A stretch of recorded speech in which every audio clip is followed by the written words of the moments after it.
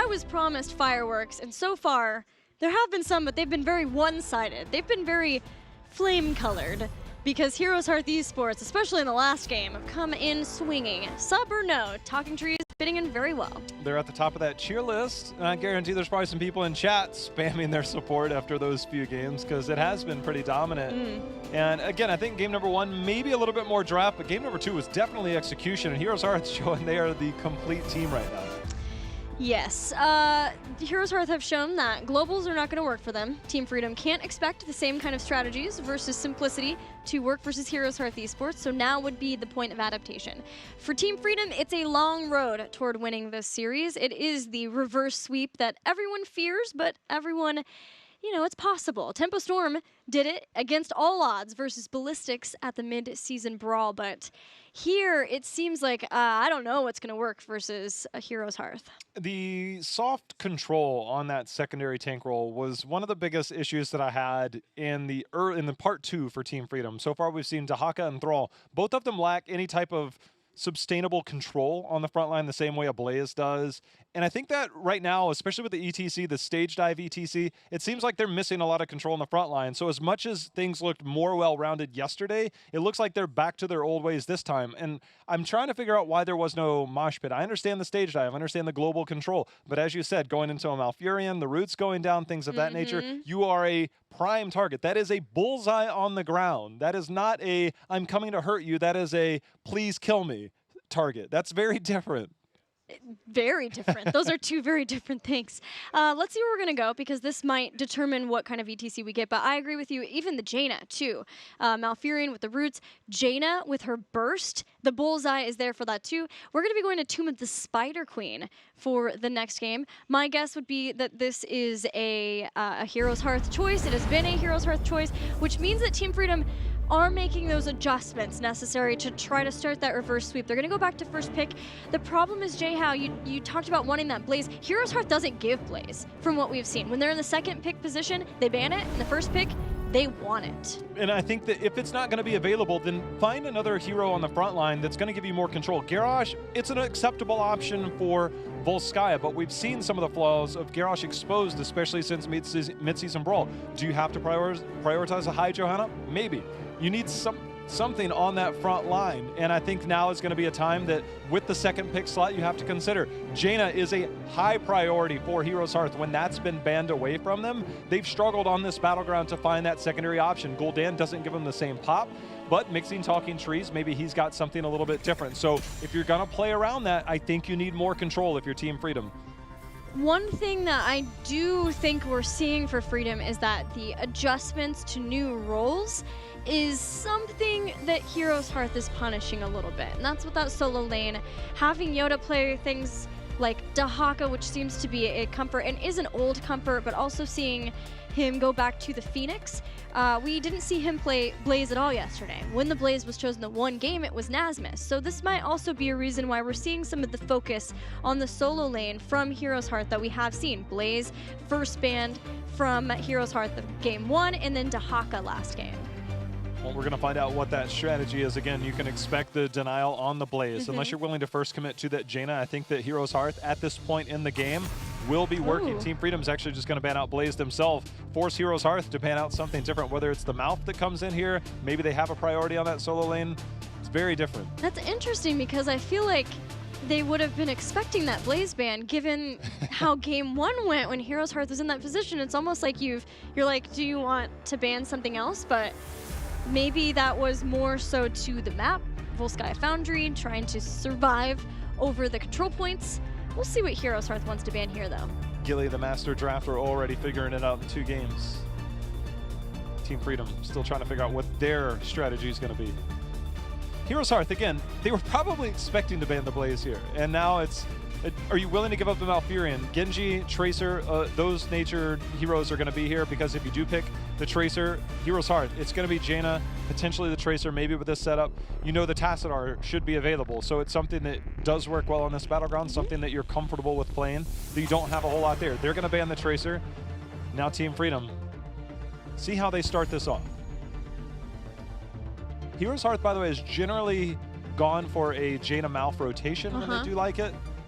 So it's not always a guarantee, but with Heroes Hearth, Jaina is definitely a hero they love to play. Yeah, and Jaina either trees or Crowan, so you're not, I mean, you said it, trees has a big hero pool, so it's not that much of a concern, but it does leave them flexible in who's going to be playing that and what they get after the secondary bans. If not Malfurion for this first pick, then what? I mean, I don't want to necessarily see Genji, but it seems to be a lot of people are still highly prioritizing him, even after the crazy amount of nerfs we've seen over the last few months. There's just been so much taken away, but his kit still so incredibly strong, finding that max potential that you can get. The fact that, and so we get a Hanzo, which means that it'll likely be Jaina on the other side. The thing with Team Freedom is banning the Blaze. I don't know if they weren't expecting the Tracer, but to spend 50 seconds, almost a full minute that you have on that first pick, I don't think they're as sure of their pick. And that is an easy choice. Nice call. And when you pick heroes that fast, all right, you're up 2 games in a row. Your opponents take almost the full time to pick their first pick off of bans, and then you quickly respond. You take a beat, you make sure that you're not doing it too fast, but then you quickly respond with Malf Jaina.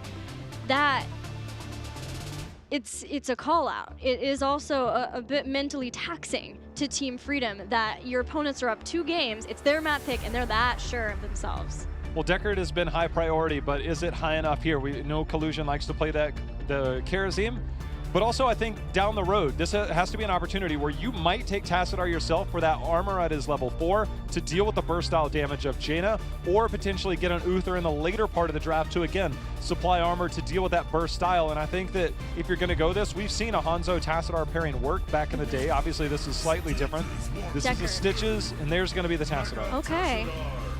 I was certain it was going to be Deckard. You get a lot done with his control of his 3 big abilities, the cube, the scroll of sealing, stay well and listen around all those hallways, around the turn-in points. But here, ensuring that Tassadar doesn't get banned away so that they can add to the wave clear here, and Stitches. Just wonder what Stitches build will have. Well, I was right there with you. I think the Deckard would have been a perfect pickup there. I don't know if they would have expected Tassadar to be banned out. Maybe they had that fear, and maybe they'll take that risk to see if Deckard does show up. But again, when you have Tassadar, you don't normally couple it with well, we've seen the Tass Uther old school on Heroes Hearth side before, and maybe that might be something that they're going against. It does counter Jaina well, but you lack the substantial amount of heals elsewhere. We've seen Stitches go glow build already. But you knew there's going to be the Deckard. You had to know that was going to probably be banned. So if Uther comes out for Team Freedom, I won't be surprised.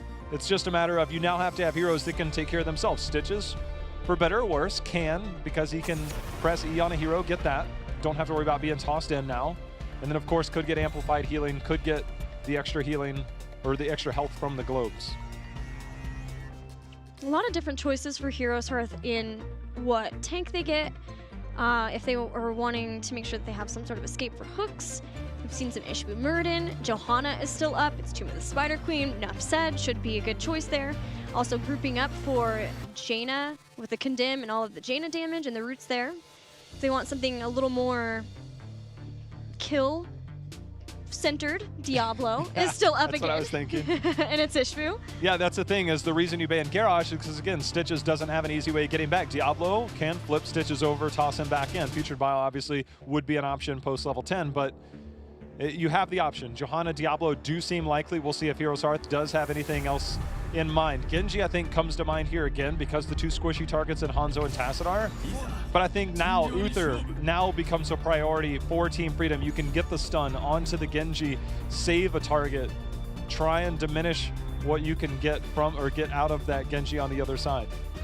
I like the Johanna pickup with Genji though, because that way they're still having a lot of wave clear for the battleground. It's a well-rounded composition from Heroes Hearth. They still have a lot of kill potential, but they're still making sure that the lanes are set up to maximize what they get out of Web Weavers. Last 2 picks for Team Freedom. You're still expecting Uther here? I feel like it's likely. Knowing Collusion, Kharazim is always going to be an option, a higher priority than most other ones, but there's also the Lucio to keep in mind. It's something that at times he would fall back. Lucio has fallen way off, and for good reason, especially against this style of composition, a Genji and a Jaina. Not exactly something you want to get into. Soundberry does work well against Dragon Blade, but if you get stunned out of that by a Johanna who can hit you with a Blessed Shield or a Condemn, that's when Lucio suffers. So Uther seems like a likely pick. Uther and Yoda here. They still go Kerosene. Okay. He loves that hero. And Dahaka. So Sonya or Thrall, which one are we getting from Mac right now? I think this battleground and this style of composition, he likes Sonya, but it feels like they found something with the Thrall, which they had in game number 1.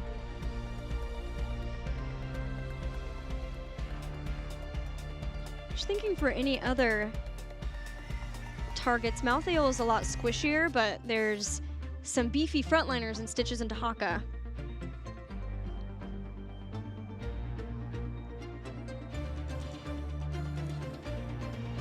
Anything else? Any chance of a Leo? Nah. There's no way. Mac retired that hero a long time ago. Oh, you're right. This is McIntyre. Since week 1. That was a fateful week 1 of 4 games of Leo. Never again. Rip his KDA for the entire season. Hey, and then he picks the Leo. Watch. It's a new phase. All right. Doesn't have to be a last rites. We've seen a lot of pairings of Tormented Souls plus a Dragon Blade, but having the last rites to try to bring down Stitches, bring down Dahaka, probably Stitches, is going to be nice for them. Looking at the hooks and how that might work, do you think it's going to be 7-sided strike this time as a possible isolation, maybe force wall against the rest of the team? Yeah, I think one of the weird things is that if we look at the composition, you've got Malfurion, Jaina potentially ice block later in the game if you get enough hero damage in. Malfurion, ice block post level 13, Johanna, Iron Skin, Genji, lots of mobility, and Malthael, self-cleanse at level 13. So a lot of options to save oneself, but you have to find those moments. 1, you're not guaranteed to land the hook, and 2, you're not guaranteed to get the kill, and 3, if they have defensive abilities that are available to them in the later part of the game, then those ones that you miss, the ones that you hit, you have to get, and those are very hard to come by with Stitch's compositions against this style of team. Well, an abundance of damage and abundance of wave clear for Heroes Hearth. For Team Freedom, they have their Stitches. This is an old Zugrug favorite. They obviously have a lot of favorite heroes now as they draft in Lutano's Hanzo, and they have the Karazim and Dahaka too. Let's see if it's enough for Team Freedom versus Heroes Hearth on one of their favorite battlegrounds, Tomb of the Spider Queen. Well, Kron, we know, will be carrying his weight on the Jaina. Something on the other side, not the glow build this go around, especially with the Jaina picked up. We're going to go Dampen Magic to mitigate some of that spell damage that we're going to have coming in. Asmus is playing Dahaka, Yoda's playing Tassadar. That's a familiar face for him, the shielding heroes himself. He's very adept at playing.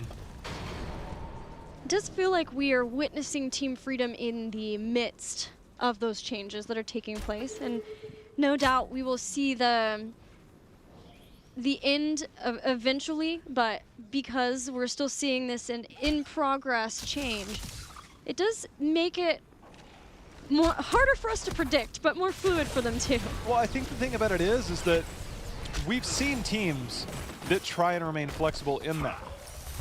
It doesn't always have the effect that they want. It's definitely not 4 flex and a tank, or 4 flex and a support like we saw with Gale Force just over a year ago, but the lack of consistency on your drafting and your roles, they're very capable of doing it, but your margin for error is so much smaller, and it's so much more difficult to achieve when you do that.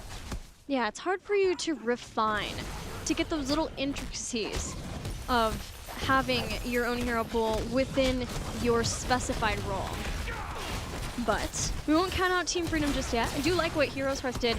Best way to dodge a hook is not be there where the hooks were.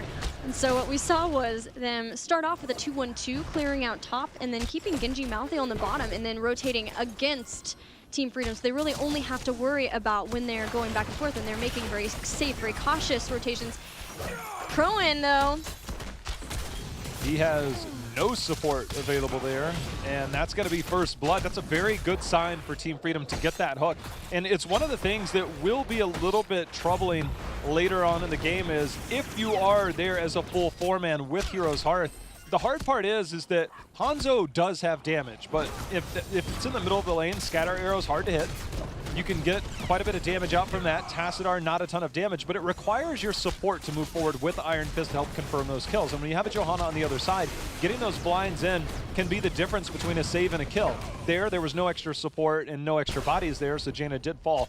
But I thought that was a little bit easy, but it's not always going to be that easy as we saw for Team Freedom. You know, sometimes in Europe we see very rarely a Hanzo Stormbolt build. I almost wonder if maybe that might have been the play to try to have his single target damage be a little bit more, but Collusion gets that kill for the team. And he can be that follow-up damage, the Executor as a Karazim, which might have been exactly what they needed with the Stitches composition. Well, we're seeing that same build you pointed out previously with Johanna being on that extra damage there, adding to the wave clear, making sure that it doesn't require the rest of the team to step forward to get that. So definitely something that is an Ishbu special at this point.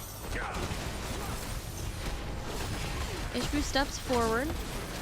Body blocks hitting Zugrog, even the Strangling Vines heal reduction, which they can compound with Touch of Death once they hit 7.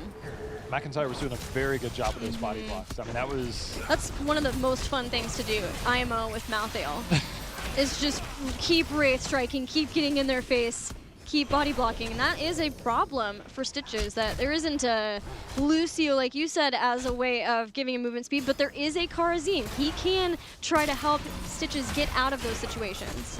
Talking Trees harassing Yoda quite a bit, turns his attention over to Zugrog. Now he's going to apply a little bit more pressure. Collusion coming down for the heals. Hook going to miss the mark there. Nice scatter arrow by Lutano to land onto the Genji as he continues to try and finish that quest, sitting at 17 out of 20, so not too far from finishing. HeroesHearth have done a number to that bottom lane, so if they can get the turn in, I expect them to make that a priority or try to draw some of the resources of Team Freedom so that McIntyre can continue to siege down there. Malthael doesn't have the best of siege, but it's been the attention with constantly bringing Genji down. Yes, they did lose that one kill on Crone, and they've lost some damage toward the top, but it has let them be able to get something started for them once they get that first turn in.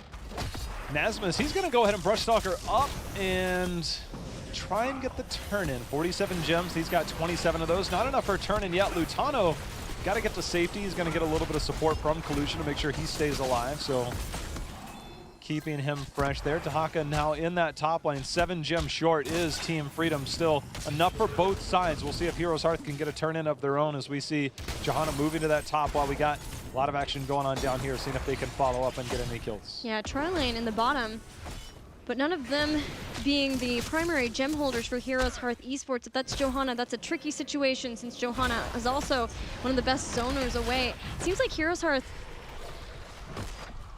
we're just maybe just giving it up, maybe not recognizing that the turn-in was happening there in the top. Team Freedom does have the benefit of a lot of vision control around these turn-in points between the Oracle of Tassadar and the Sonic Arrow of Hanzo. So let's see what they can do with this first Web Weaver phase as they attempt to climb ahead in experience and get some of these structures open. It's a good start for them as they'll get this push forward. And Hanzo with that explosive arrow 4, there's going to be a hook in, but that is onto Johanna, not willing to commit any more follow-up to that. Jaina puts down the Blizzard in return. There's going to be that bonus damage coming in. Talking Trees here on the flank does get a nice swift strike there into Lutano on that Hanzo. So brother v brother, it's like Genji getting the better part that time around.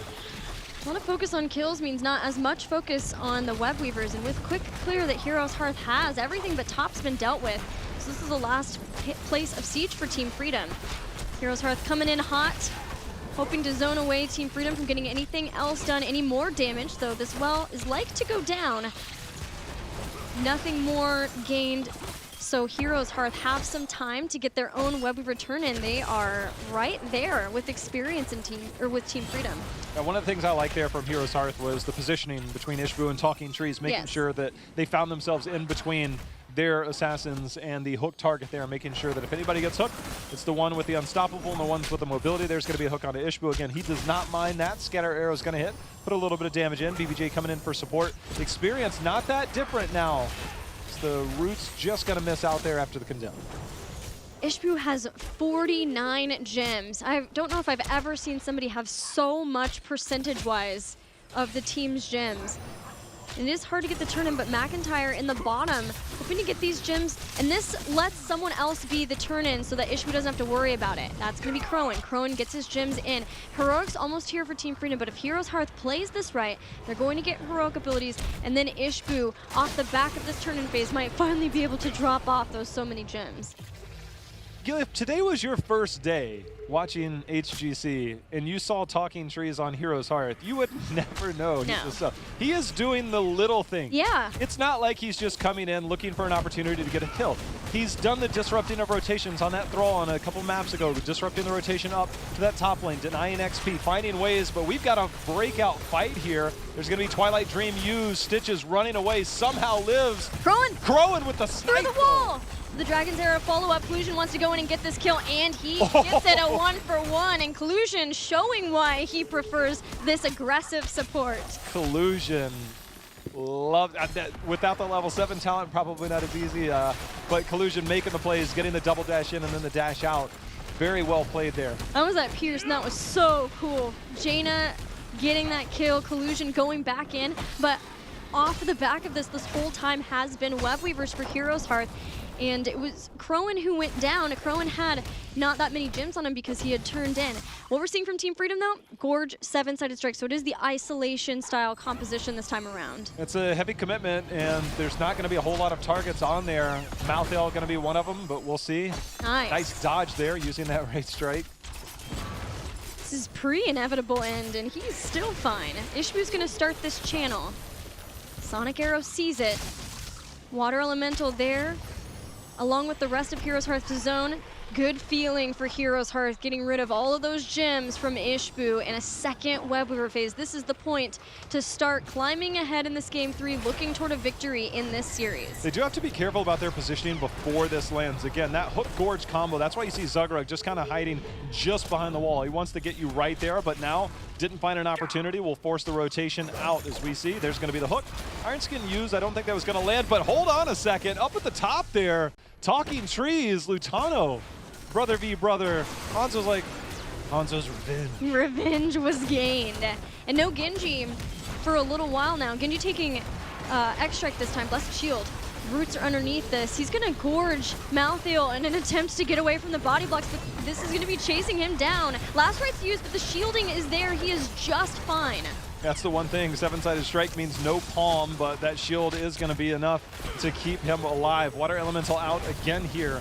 As Collusion said, none of this. As he goes right in on that Water Elemental, make sure that's not in play. And now Web Weaver's pretty handedly cleared up here, still holding the top fort. Bot lane, not a significant push, and mid fort still standing. Set Genji kill definitely paid dividends there for Team Freedom. It did that, and keeping Stitches alive, the Gorge and the teamwork from Team Freedom, the shield from Tassadar, and that gets Team Freedom to 13 first, but this is an extremely close game. Heroes Hearth have both of those forts worked down a lot, and they have not lost a single fort on their side, though they have spent a significant amount of gems trying to open up the map. That's the best news for Team Freedom. So they have this experience advantage, and if they can get these web weavers, they have a chance to start taking or dealing some structural damage of their own. Well, this would be interesting to see. Dahaka's positioning, Yoda, how he, or excuse me, Nasmus, seeing how he can be effective going into that reduced armor with his Dark Storm at 13, trying to enable the players around him instead of trying to get something going for himself with those auto attacks. So it'll be key for him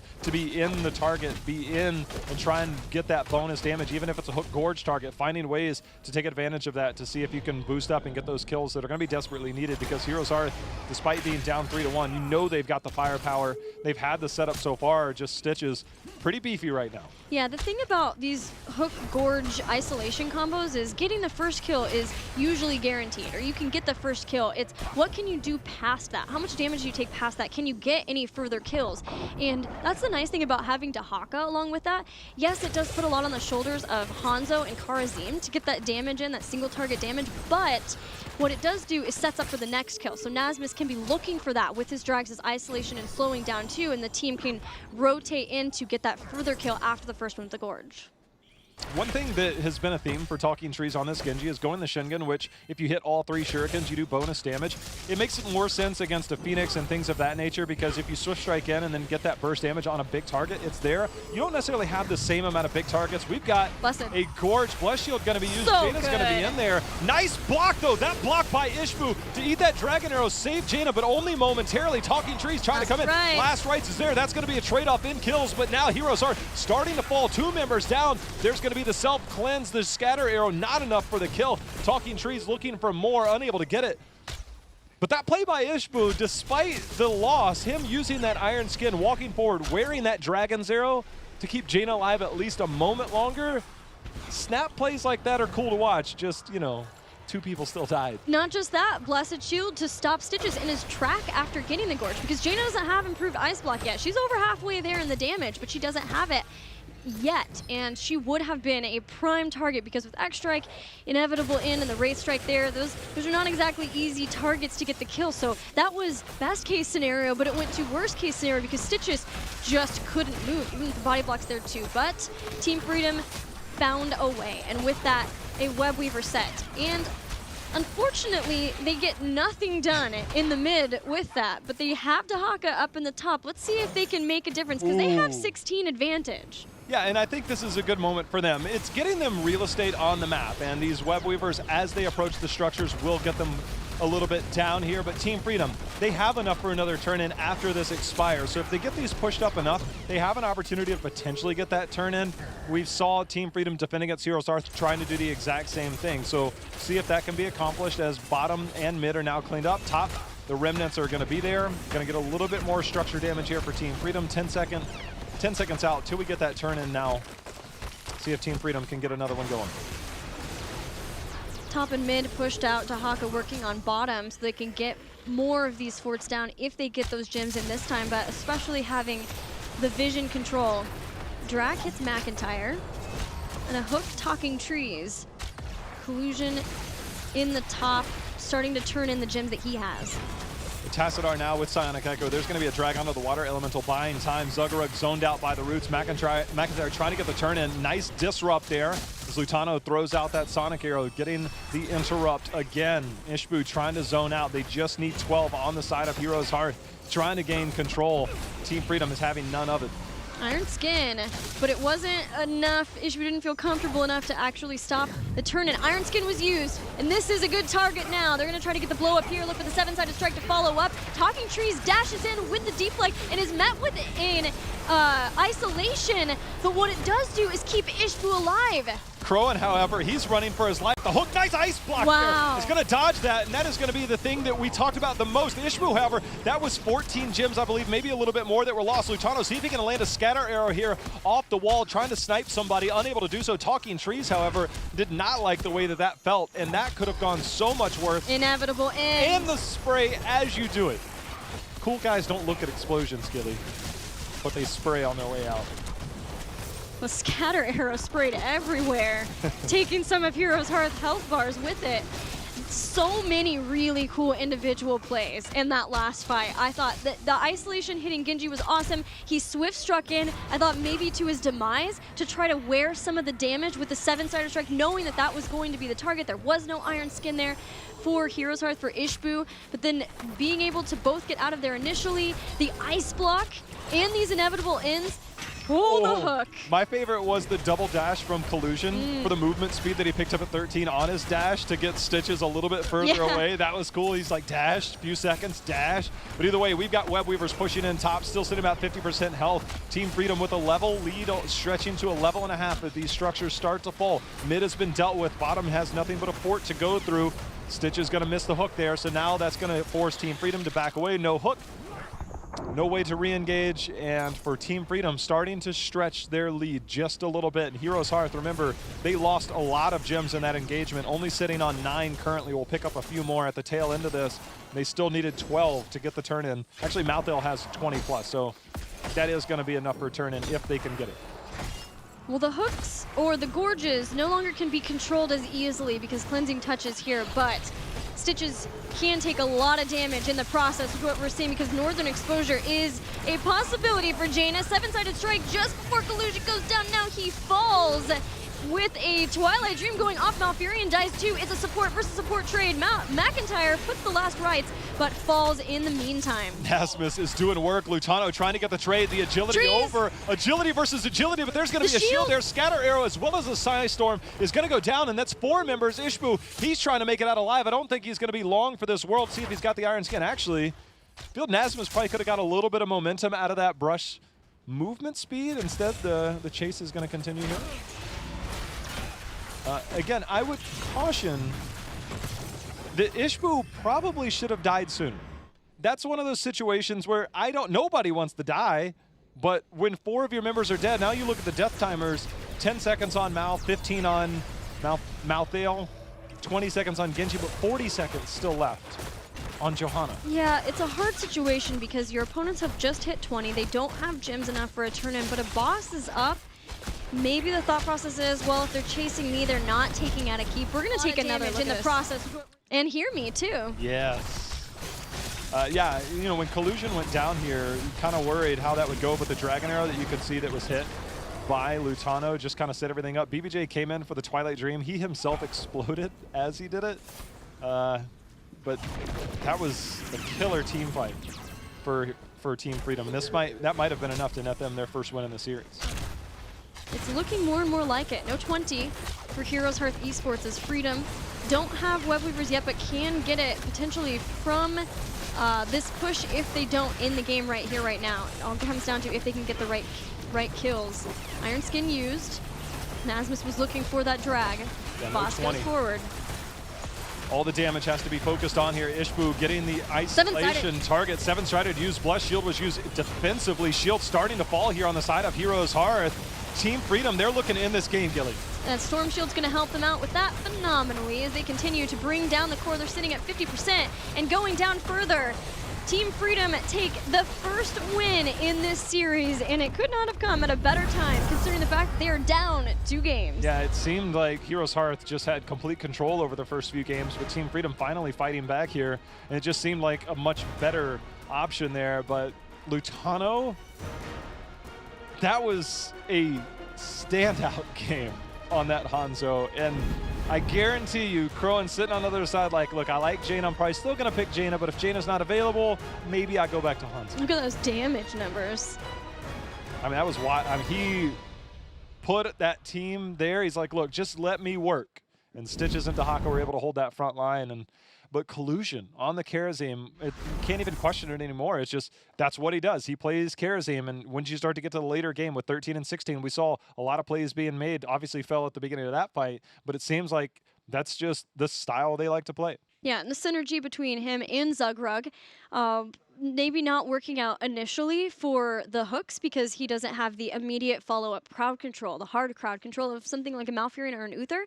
But later on, the cleansing touch and the dash at the same time giving movement speed, just dashing in gave so much power to the Stitches to get the Gorge target out. And you have to hand it to Zugrug because he hit hooks when it counted, and he was hitting the right targets. He was looking for hooks on Genjis, who had just used his mobility, or Johanna when she had just used Iron Skin. That is the kind of play that's necessary when you're playing a Stitches into these highly mobile and really defensive kinds of heroes. Well, that's what I was saying in the beginning. When you look at all those, the ice blocks that were available, the mobility that was available, and the Iron Skin, right, and the self-cleanse. So when you have those opportunities, we saw several that were dodged by Ice Block, by Iron Skin, things like that. But when you have the opportunity, when those are down, those are when they matter the most. And he hit them when they mattered. And that is not easy to do. The difficulty level of landing multiple hooks in a game, already hard enough. Doing it in those situations, even harder. You got to credit Zugrug for clutching it out there. Yeah, and I feel like a lot of that, too, was the fear of Nasmus playing that Dahaka, because you have the double hook of sorts with having drag, too. So because of that, and the isolations, too, this team communicated really well around these cooldowns to get the right amount of kills and then saving their gems so that they could start to get those a few turn-in phases in a row and start to turn the game around. That's exactly what you have to do when your opponent gets the early turn-ins. Well, things definitely turning around. I think the first few games, obviously, we saw HeroesHearth in complete control. Talking Trees looked very good the first few games, and I think he had a couple moments there where he tried to make plays, was unable to do so, but that was because Team Freedom compositionally stood up to that. And again, the Karazim play, you got to wonder, maybe that's the key to success for them in these style of compositions. We saw it before on the All-In. This one was a little bit more well-rounded, so something for them. And Lutano in Phase 1. Hanzo was one of his most played heroes by far, so much so to a fault at times, and when it came time to play something else. This time, turning back the time a little bit, but turning back the same success rate at the same time. Any thoughts on what you would expect from HeroesHearth now, going forward from here? Yeah, I feel like it would be more map-centric at this point. They've won on Volskaya and Sky. They lost on Tomb, which generally is the battleground that they like. And I think that, you know, with Infernal and that being taken off, Cursed has not been around for a long time. Battlefield of Eternity, Team Freedom, depending on the map they draft very differently. They are not known as that team fighting team. You take Hanzo out of the equation, can you take a team like Team Freedom to Battlefield of Eternity? I think that's normally one of your strengths. It's something that we saw Heroes Hearth perform very, very well on, but it was also around a lot of Hanzo play. Hanzo on that battleground is pretty decent from what I hear. But I think that compositionally, things that Heroes Hearth does do well on Battlefield of Eternity. That would be kind of the outlier, and I think that if it was in a matchup situation, this would be it. There is still Towers of Doom up as a possible pick too. In the past, Heroes Hearth has been willing to pick that, but they may just want, knowing what is left in the map pool now, as we're going into Game 4, we've already had a couple of bans too, they might just want to get first pick and go from there and make sure that they can get their Blaze, which tends to work out for them. We're going to take a look at the global cheer bar while we're waiting for Heroes Hearth to make their next move in this series. As you keep cheering, we keep cheering you on for it. Thank you so much for all that you've been doing for cheering. Make sure you're rocking your team swag in game 2. It's oh so important. Style points are everything, J-How. If you self-cleanse like McIntyre did and spray, that is a self-cleanse spray, and his APM at that moment like spiked through the roof. And it was just like, that's style. You can't just self-cleanse then spray. You got to do it like the same time if you're really going to look cool. Let's see where we're going to go for Game 4 between Team Freedom and Heroes Hearth. Team Freedom getting a very important victory